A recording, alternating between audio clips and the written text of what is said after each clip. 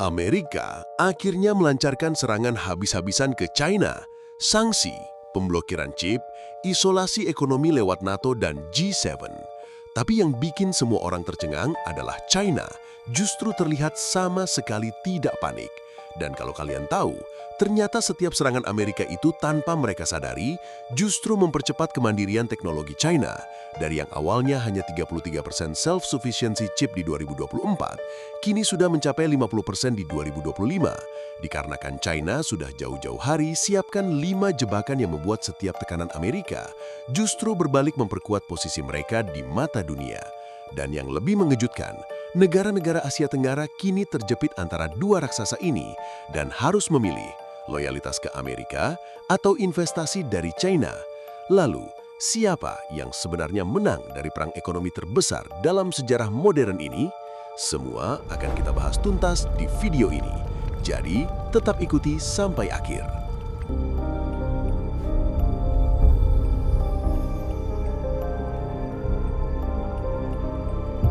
Amerika panik, dan itu terlihat sangat jelas. Bukan karena mereka lemah, tapi justru karena mereka sudah keluarkan segalanya. Sanksi, tarif, pemblokiran teknologi, isolasi diplomatik, dan China masih berdiri tegak. Bahkan terlihat lebih percaya diri dari sebelumnya. Yang kita pikir Amerika pasti punya kartu truf yang belum dikeluarkan. Tapi makin aku dalami datanya, makin aku sadar Amerika sudah keluarkan hampir semua kartu mereka dan hasilnya belum sesuai ekspektasi. Coba kita lihat apa yang sudah Amerika lakukan. Sejak 2022, Amerika sudah berlapis-lapis blokir akses China ke teknologi semikonduktor canggih. Nvidia yang dulu kuasai 95% pasar chip AI di China, sekarang market share-nya 0%.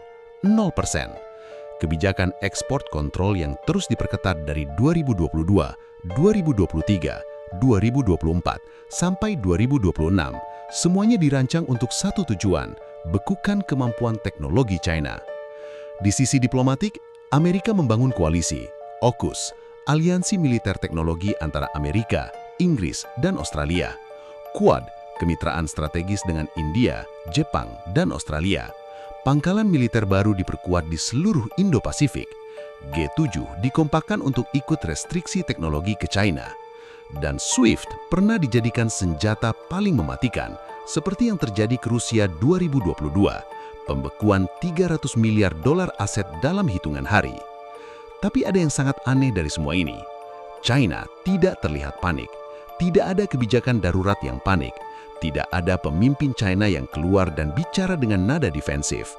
Xi Jinping justru makin sering terlihat di forum internasional, tenang, percaya diri, dan terkesan seperti orang yang sedang menunggu sesuatu yang sudah dia rencanakan lama. Kenapa negara yang diserang dari segala arah justru terlihat setengah tersenyum? Dan ini yang menurut aku paling menarik untuk kita bedah, karena jawabannya bukan soal China yang keberuntungan. Ini soal China yang sudah jauh-jauh hari menyiapkan sesuatu yang Amerika bahkan belum sadar sedang disiapkan. Sebuah jebakan yang makin kencang ditekan, makin dalam Amerika terperangkap.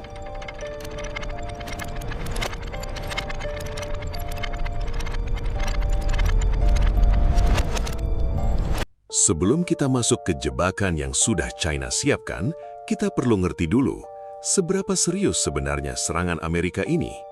Karena ini bukan gertakan biasa, ini salah satu kampanye tekanan ekonomi dan teknologi terbesar dalam sejarah modern.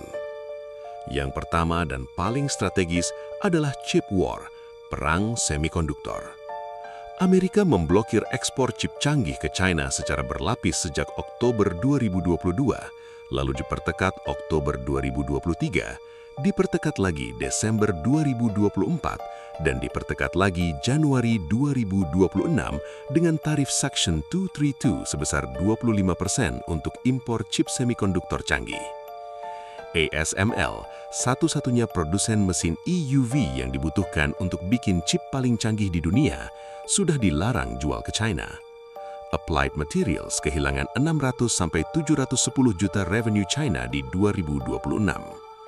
Lam Research yang tadinya dapat 43% revenue China juga mulai susut. Tujuannya jelas, Kalau China nggak bisa akses chip canggih, mereka nggak bisa kembangkan AI, nggak bisa modernisasi militer, nggak bisa kompetitif di industri masa depan. Yang kedua adalah SWIFT sebagai senjata tekanan.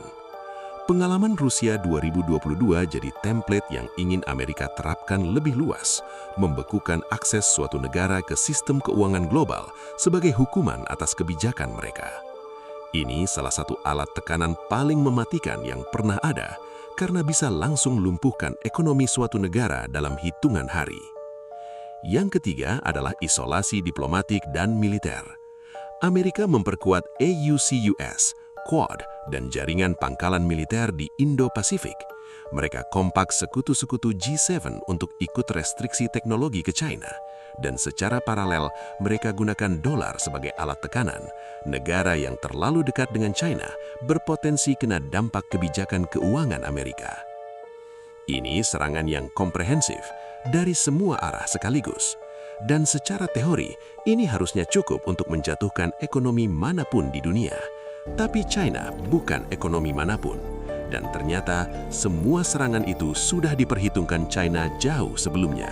Bahkan lebih dari itu, sudah disiapkan jebakannya.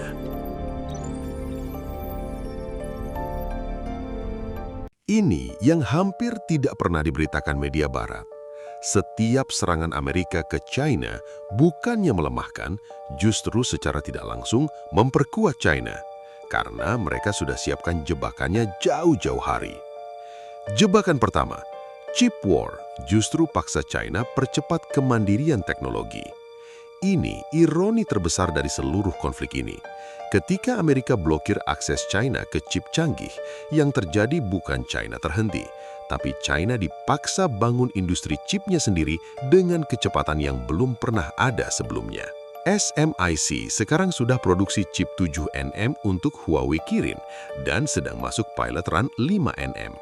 Self-sufficiency chip China naik dari 33% di 2024 jadi 50% di 2025. Dan yang paling mengejutkan, Nvidia sendiri yang akhirnya minta izin jualan chip H200 ke China lagi dengan fee 25%. Amerika yang nge-ban, Amerika juga yang minta balik masuk. Ini sinyal bahwa strategi chip war sudah mulai memukul balik ke Amerika sendiri. Nvidia kehilangan market share dari 95% ke 0, cost shareholder miliaran dolar, dan justru membiayai lahirnya Huawei sebagai kompetitor.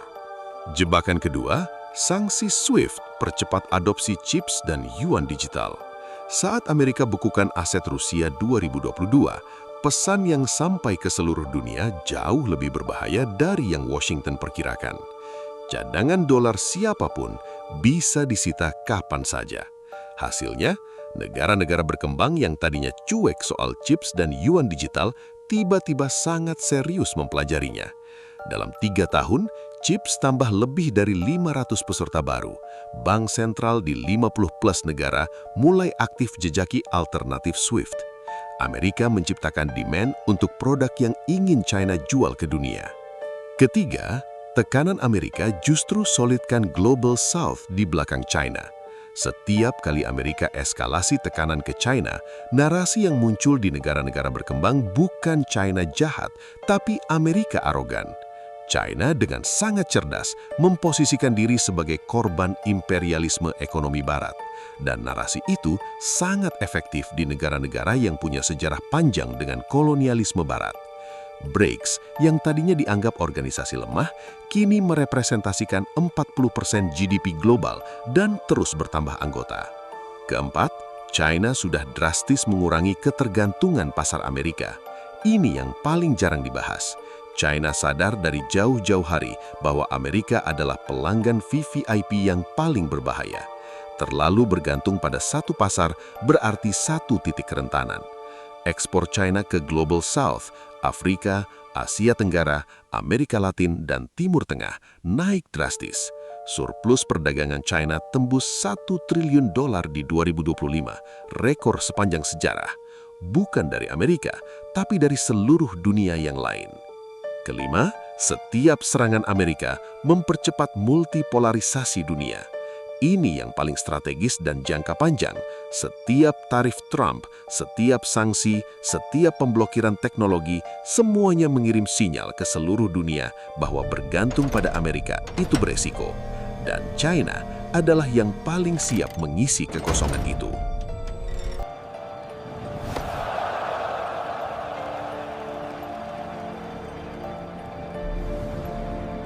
Sekarang, pertanyaan yang paling relevan buat kita di Asia Tenggara, di tengah perang dua raksasa ini, kita harus pilih siapa?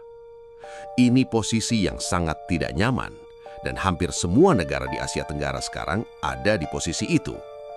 Di satu sisi, Amerika datang dengan tekanan diplomatik dan militer. Mereka minta loyalitas, minta negara-negara Asia Tenggara ikut restriksi teknologi ke China, ikut sanksi, dan tidak terlalu mesra dengan Beijing. Imbalan yang ditawarkan, perlindungan keamanan dan akses pasar Amerika. Di sisi lain, China datang dengan investasi, Belt and Road, infrastruktur, pinjaman, teknologi, dan akses ke pasar China yang 1,4 miliar konsumen, tanpa banyak syarat politik yang menyertai. Dan yang terjadi di lapangan sangat menarik. Sebagian besar negara Asia Tenggara memilih jalan ketiga, tidak memilih. Mereka bermain di dua sisi sekaligus. Punya hubungan keamanan dengan Amerika, tapi punya hubungan ekonomi yang makin dalam dengan China. Thailand dan Malaysia sudah jajaki settlement perdagangan dalam mata uang lokal dengan China, kurangi ketergantungan pada dolar tanpa harus umumkan secara resmi keberpihakan mereka. ASEAN punya inisiatif Local Currency Transaction yang memungkinkan transaksi langsung antar mata uang ASEAN tanpa konversi ke dolar. Dan perdagangan intra-Asia terus tumbuh. Makin besar porsinya, makin kecil ketergantungan kawasan ini pada dinamika Amerika-China. Fun fact yang jarang dibahas, nilai perdagangan intra-ASEAN sekarang sudah lebih besar dari total perdagangan ASEAN dengan Amerika, dan angka itu terus naik setiap tahun. Ini bukan kebetulan, ini hasil dari bertahun-tahun kebijakan integrasi ekonomi regional yang pelan-pelan menggeser pusat gravitasi perdagangan Asia dari barat ke sesama Asia sendiri. Tapi ada satu dampak yang gak bisa dihindari dan langsung dirasakan rakyat biasa. Harga barang impor naik akibat perang tarif dua raksasa ini. Ketika Amerika naikkan tarif ke China, China balas dengan tarif ke Amerika.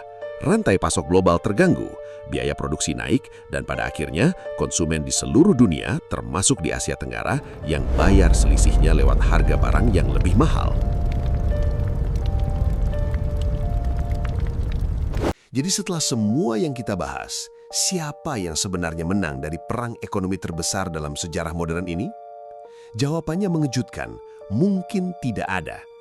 Harus aku kasih tahu satu fakta yang menurut aku paling penting dari seluruh video ini.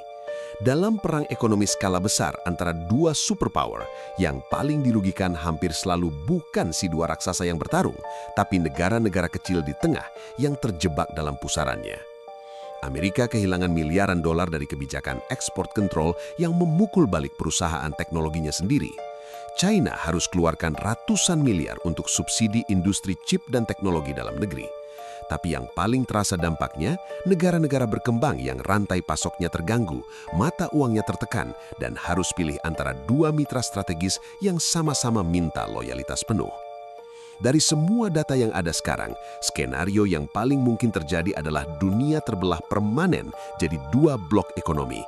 Blok dolar dengan ekosistem teknologi Amerika di pusatnya, dan blok Yuan BRICS dengan ekosistem teknologi China.